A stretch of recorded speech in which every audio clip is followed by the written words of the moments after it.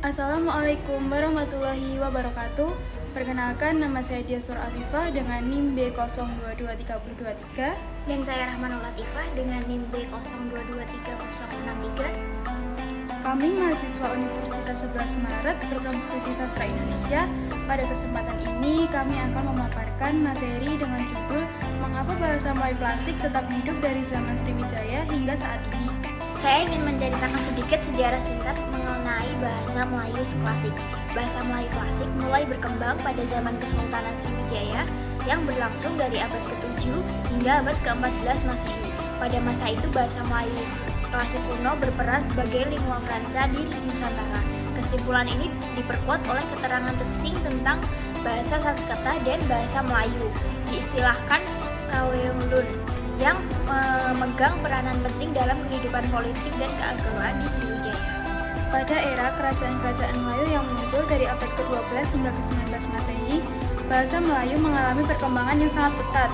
Kedatangan orang-orang Eropa yang ikut mempergunakan bahasa Melayu sebagai lingua franca tidak hanya membantu penyebaran bahasa itu secara ekstensif, melainkan juga menaikkan statusnya sebagai bahasa yang memiliki norma supraetnik, melebihi norma etnik bahasa-bahasa daerah lainnya yang ada di Kepulauan Nusantara.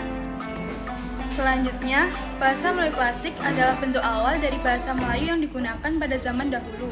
Khususnya pada abad ke-7 hingga abad ke-19, bahasa ini menjadi dasar bagi perkembangan bahasa Melayu modern yang digunakan di Malaysia, Brunei, Indonesia, dan Singapura. Penggunaan bahasa Melayu klasik dalam kehidupan sehari-hari mungkin tidak seintensif seperti bahasa modern, tetapi elemen-elemen dari bahasa ini akan tetap hadir dan dari percakapan sehari-hari, terutama dalam bentuk bahasa Melayu yang lebih baku dan formal. Nah, bahasa Melayu klasik digunakan dalam berbagai situasi sehari-hari nih, seperti pertama, bisa dalam berbicara dengan orang tua. Bahasa Melayu klasik digunakan dalam berbicara dengan orang tua, terutama dalam berbagai ritual keagamaan dan budaya tradisional. Kedua, dalam kebudayaan. Bahasa Melayu klasik digunakan dalam berbagai bentuk kebudayaan seperti dalam sastra, musik, dan tarian. Contoh-contoh ini dapat dilihat dalam berbagai naskah-naskah hikayat dan bentuk susastra lain, peraturan perundang-undangan, serta surat-surat komunikasi antar pengusaha-pengusaha Nusantara bagian barat. Ketiga, dalam perdagangan dan diplomasi. Bahasa Melayu klasik menjadi bahasa perantara dalam perdagangan dan diplomasi, terutama di wilayah Asia Tenggara.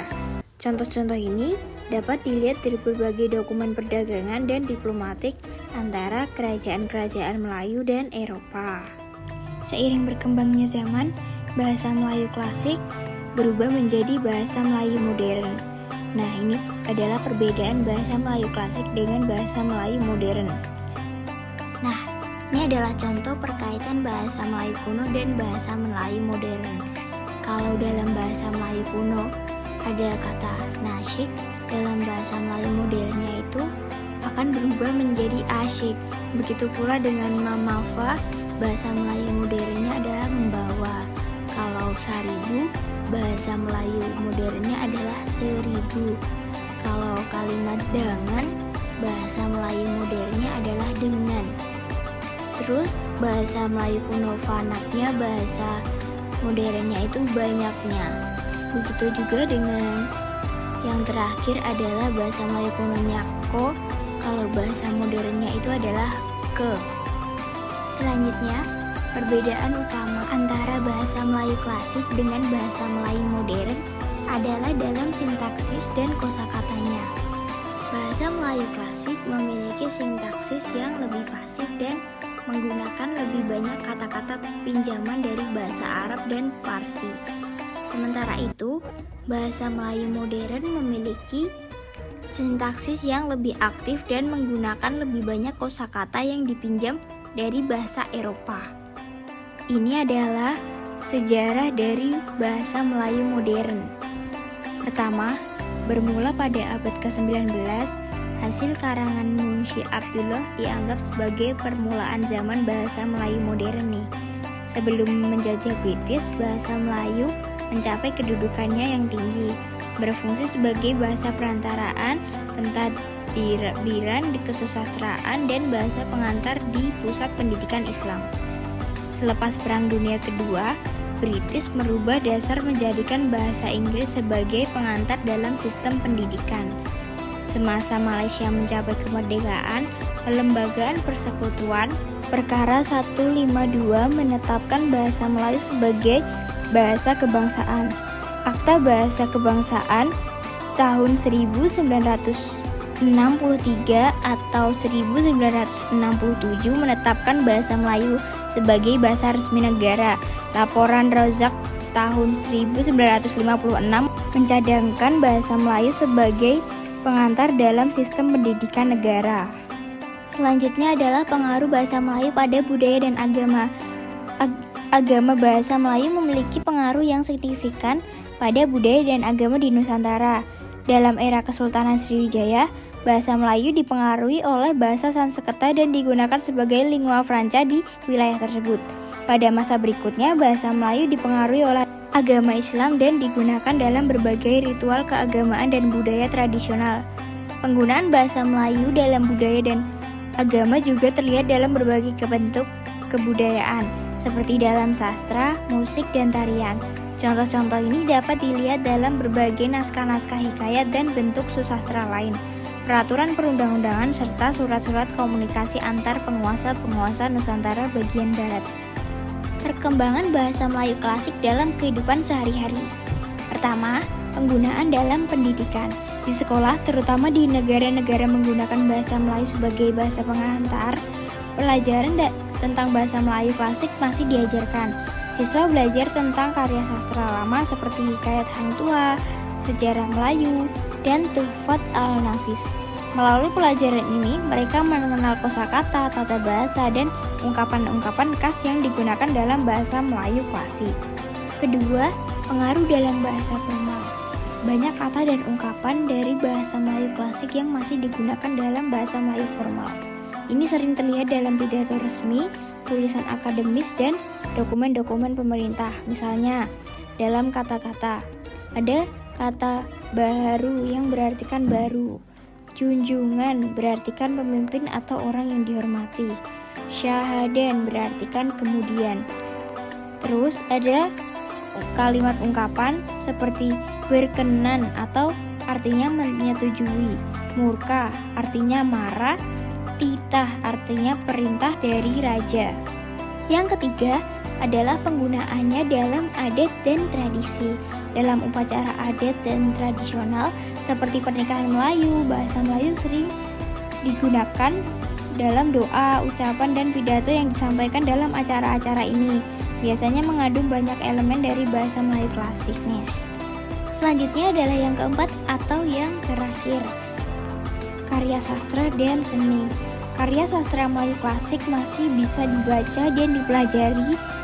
Banyak dari karya-karya ini juga yang diadaptasi ke dalam bentuk modern, seperti drama, film, dan novel-novel yang masih disebarkan hingga saat ini.